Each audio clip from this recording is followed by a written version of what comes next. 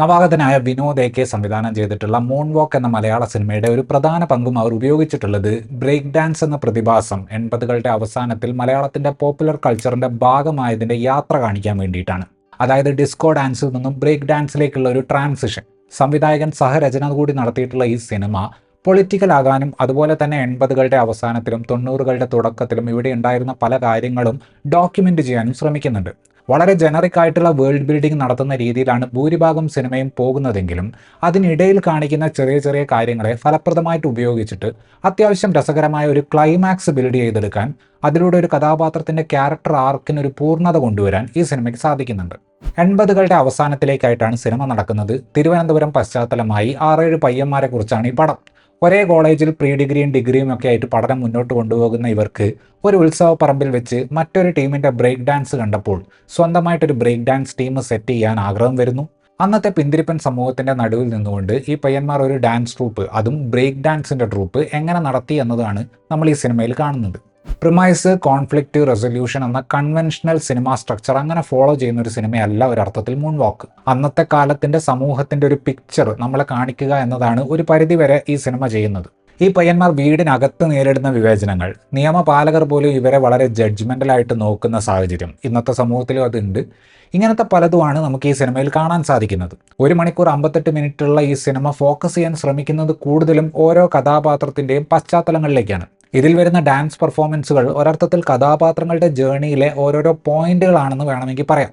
എല്ലാ കഥാപാത്രങ്ങൾക്കും ഒരു ആർക്കും ക്ലോഷറും കൊടുക്കാൻ തിരക്കഥ അങ്ങനെ ശ്രമിക്കുന്നില്ല.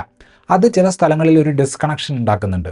ഏറ്റവും കൂടുതൽ ആളുകൾക്ക് ഇമോഷണലായിട്ട് കണക്ട് ആകാൻ സാധ്യതയുള്ള ഒരു കഥാപാത്രം സിബി കുട്ടപ്പൻ അവതരിപ്പിച്ചിട്ടുള്ള സുര എന്ന ക്യാരക്ടർ ആയിരിക്കും. സിനിമയുടെ തുടക്ക ഭാഗങ്ങളിൽ ഡാൻസ് പരിപാടിക്കുള്ള പ്രാതിനിധ്യക്കുറവും പ്രാധാന്യക്കുറവും ഒരു പരിധിവരെ പടം സ്വല്പം അണ്ണീവനായിട്ട് നമുക്ക് തോന്നാൻ കാരണമാക്കുന്നുണ്ട്. പല പല സാമൂഹ്യ സാഹചര്യങ്ങളിൽ നിന്ന് വരുന്ന ആൺകുട്ടികളുടെ ഒരു ഫ്രണ്ട്ഷിപ്പ് സ്റ്റോറി തന്നെയാണ് ഇതിന്റെ പ്രൈമറി ലെയർ. ഗംഭീരമായ രീതിയിൽ കൊറിയോഗ്രാഫി ചെയ്തിട്ടുള്ള ഒരു ഡാൻസ് സീക്വൻസ് ഉണ്ടായിരുന്നെങ്കിൽ കുറച്ചുകൂടെ ഒരു വാവ് ഫാക്ടർ സിനിമയ്ക്ക് ഒരുപക്ഷെ ക്രിയേറ്റ് ചെയ്യാൻ സാധിക്കുമായിരുന്നു.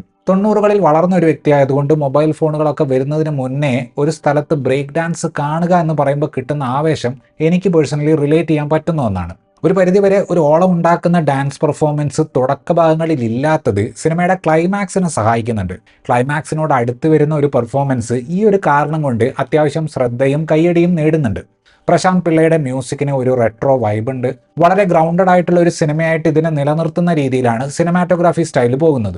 ഡാൻസ് കൊറിയോഗ്രാഫി ഭാഗത്തേക്ക് വരുമ്പോൾ കട്ടുകളുടെ എണ്ണം കുറച്ച് കുറയ്ക്കാമായിരുന്നു എന്ന് തോന്നി. മറ്റൊന്നും കൊണ്ടല്ല, സിനിമയുടെ ടൈറ്റിൽ തന്നെ മൂൺ വാക്ക് എന്നാകുമ്പോൾ മികച്ച ഡാൻസ് പെർഫോമൻസുകൾ പ്രതീക്ഷിച്ചിട്ടായിരിക്കും നമ്മൾ സിനിമ കാണുക.